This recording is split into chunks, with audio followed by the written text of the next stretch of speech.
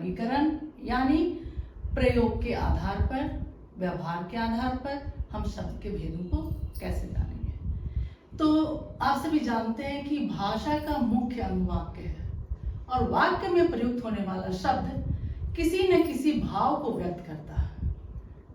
तो वाक्य में जितने भाव होते हैं उतने ही शब्दों का प्रयोग होता है।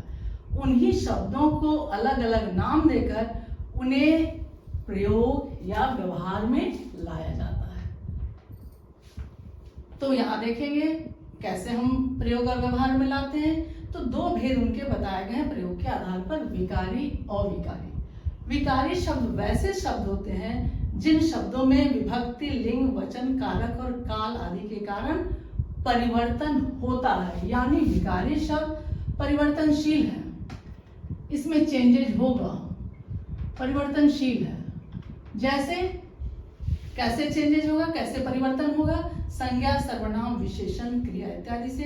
तो जैसे उदाहरण के तौर पर ले सकते हैं हम, उदाहरण के तौर पर लड़का एक वचन,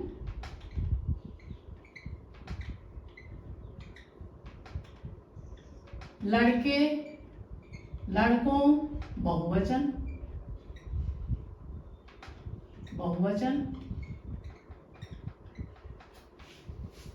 दूसरा उदाहरण भी हम ले सकते हैं, इसको एक तरह से और जान सकते हैं कि लड़का यहाँ पुल्लिंग है, तो लड़का पुल्लिंग है तो यहाँ इसका स्त्रीलिंग हो जाएगा लड़की। ये लड़का पुल्लिंग है तो स्त्रीलिंग लड़की। और लड़की एक वचन है तो लड़कियां, लड़की में परिवर्तन हुआ, लड़कियां, लड़कियों। यानी आप देख रहे हैं यहाँ परिवर्तन, लिंग, वचन, संज्ञा, सारे में परिवर्तन होगा। यानी विकारी शब्द वैसे शब्द होते हैं जिन शब्दों में लिंग, वचन, कारक और काल के कारण परिवर्तन होता है। और अविकारी शब्द वैसे होते हैं जो अपरिवर्तनशील होते हैं, इसमें कोई परिवर्तन नहीं होता है। जैसे धीरे धीरे, यहां, वहां, इसलिए। अगर यह स्त्रीलिंग के लिए भी बात हो कि लड़का धीरे धीरे चल रहा है, तो धीरे धीरे ज्यों का त्यों है, लड़की धीरे धीरे चल रही है, तो वहां धीरे धीरे में कोई परिवर्तन नहीं हुआ। आगे हम देखेंगे कि विकारी के कितने भेद हैं, अविकारी के। विकारी के भी 4 भेद हैं, संज्ञा, सर्वनाम, विशेषण और क्रिया। जैसे इंग्लिश में हम पार्ट्स ऑफ स्पीच पढ़ते हैं, उसी तरह से हिंदी में भी प्रयोग के आधार पर 8 भेद हैं। विकारी के 4 भेद, संज्ञा, सर्वनाम, विशेषण, क्रिया। अविकारी के भी 4 भेद, क्रिया विशेषण, संबंध बोधक, समुच्चय बोधक, विस्मयादि बोधक। Noun, pronoun, adjective, verb, adverb, preposition, conjunction और इंटरजेक्शन। ये 8 भेद हैं। उसकी एक चर्चा आपसे हो जाएगी, फिर बाद में मैं विस्तृत रूप से अलग अलग वीडियो दूंगी। तो मैंने इसे पढ़ाते समय नेप का भी ख्याल रखा है, नेशनल एजुकेशन पॉलिसी, जहां सरल और सहज तरीके से पाठ को पढ़ाने का तरीका मालूम होना चाहिए और आपको तब समझने में आसानी होगी। तो हम जानेंगे अभी संज्ञा। संज्ञा किसे कहते हैं? संज्ञा किसी व्यक्ति, वस्तु, स्थान तथा भाव का नाम संज्ञा कहलाता है। आप सभी जानते हैं यह संज्ञा क्या है? नेमिंग वर्ड्स, जिसका अर्थ होता है नाम, या किसी व्यक्ति, वस्तु, भाव, स्थान, किसी प्राणी, व्यक्ति, वस्तु, स्थान तथा भाव का नाम बताता है, भाव का नाम बताता है। जैसे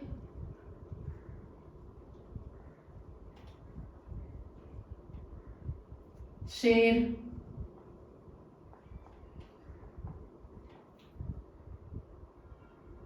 सचिन, कलम, पटना, बचपन आदि। यानी संज्ञा वैसे शब्द होते हैं जो किसी प्राणी, व्यक्ति, वस्तु, स्थान तथा भाव के नाम को बताते हैं। इसके भेदों की चर्चा अलग से पढ़ाई जाएगी। सर्वनाम क्या है? जो संज्ञा के बदले आता है, संज्ञा के स्थान पर प्रयुक्त होने वाला शब्द, संज्ञा के स्थान पर, यानी पर प्रयोग होता है इसका मैं, तुम, यह, वह आदि।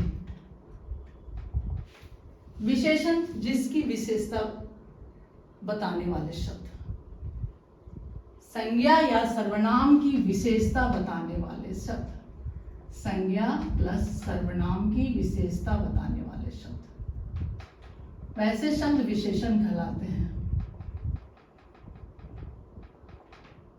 और जिसकी विशेषता बताई जाए वह विशेषण कहलाता है। ये आगे पढ़ेंगे हम सभी।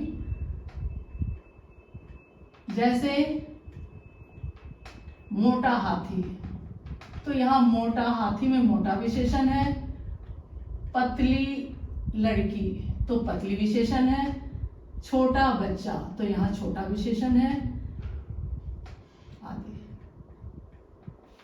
क्रिया जिस शब्द से काम का करना या होना समझा जाए, जिस शब्द से काम का करना या होना समझा जाए। जैसे लिख रही हूं मैं, लिखना, सुनना, पढ़ना, बोलना, हंसना, जिस शब्द से काम का करना या होना समझा जाए।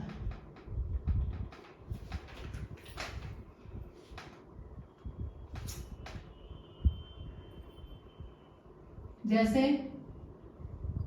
मैंने बताया, लिखना, हंसना, बोलना, खाना, इसके बारे में डिटेल हम सभी अलग वीडियो में पढ़ेंगे। ये तो हो गए आपके विकारी शब्द जिसके 4 भेद हैं, संज्ञा, सर्वनाम, विशेषण और क्रिया। अविकारी शब्द आएंगे। अविकारी यानी जिसमें परिवर्तन नहीं हो, अपरिवर्तनशील। इसे संस्कृत में हम अव्यय भी कहते हैं। संस्कृत में इसे हम अव्यय भी कहते हैं। वे शब्द जिनका रूप सदा एक सा रहता है, उसमें कोई विकार नहीं होगा, कोई परिवर्तन नहीं होगा। यहां वहां, यहां वहां मैंने बताया इसलिए क्योंकि ये सारे इसके उदाहरण हैं।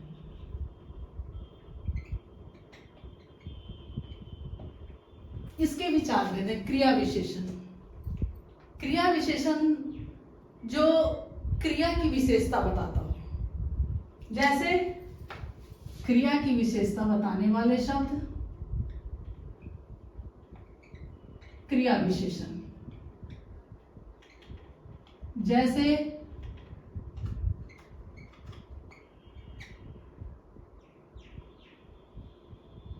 वह धीरे धीरे आ रहा है, तो यहाँ आने की विशेषता बता रहा है कि वह किस प्रकार आ रहा है, तो धीरे धीरे आ रहा है। इसे क्रिया विशेषण कहेंगे। संबंध बोधक जो अव्यय, संज्ञा या सर्वनाम के बाद प्रयुक्त होते हैं और वाक्य के दूसरे शब्दों के साथ संबंध बताते हैं। इसे मैंने कहा कि संस्कृत में अव्यय कहते हैं। तो संबंध बोधक क्या है?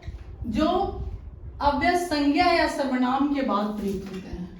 संज्ञा या सर्वनाम के बाद प्रयुक्त होते हैं, के बाद आए।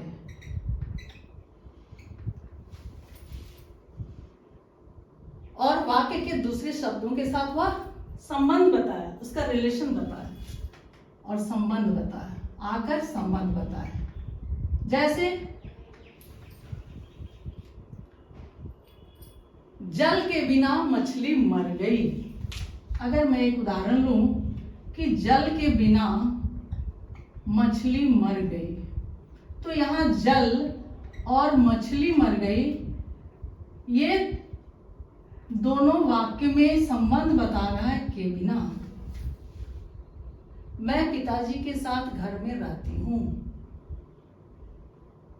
मेज के ऊपर पुस्तकें रखी हैं, तो मेज और रखी है के बीच जो संबंध स्थापित कर रहा है के साथ, के ऊपर, तो वह हो जाएगा संबंध बोधक। समुच्चय बोधक, कंजंक्शन, जो अभिकारी शब्द एक वाक्य या वाक्यांश का, एक वाक्य या वाक्यांश का संबंध बताए।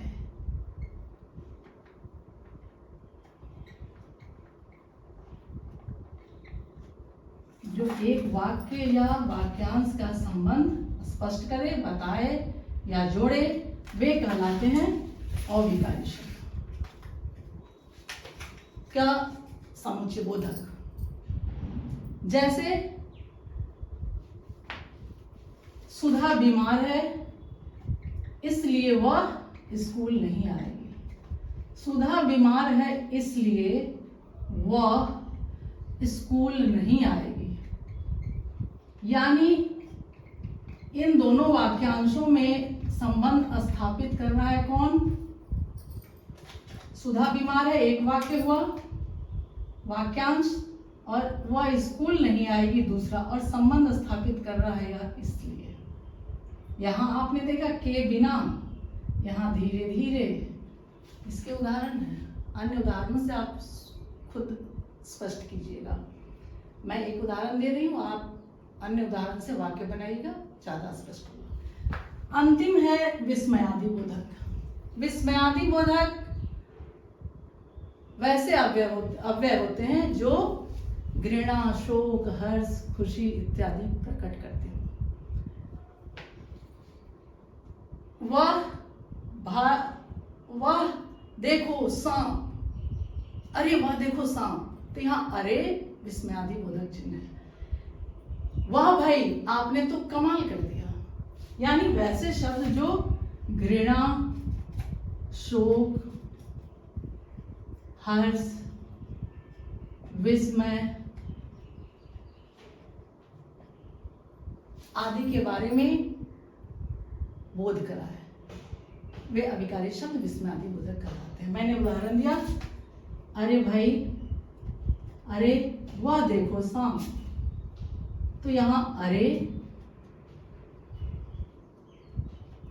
वाह भाई तुमने तो कमाल कर दिया, तो वाह शब्द जो है वह विस्मयादि बोधक है। वाह तुमने तो कमाल कर दिया।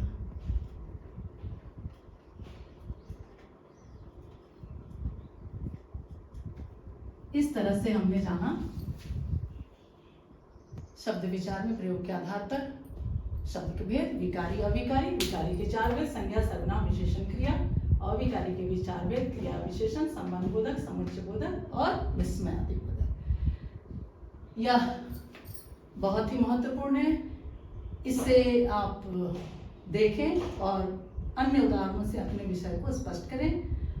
एक आप लोगों से गुजारिश है कि अगर कोई वीडियो आप चाहते हो किसी भी विषय पर, तो आप मेरे कमेंट बॉक्स में लिखें, मैं कोशिश करूंगी कि आप तक उसे पहुंचाऊं। धन्यवाद।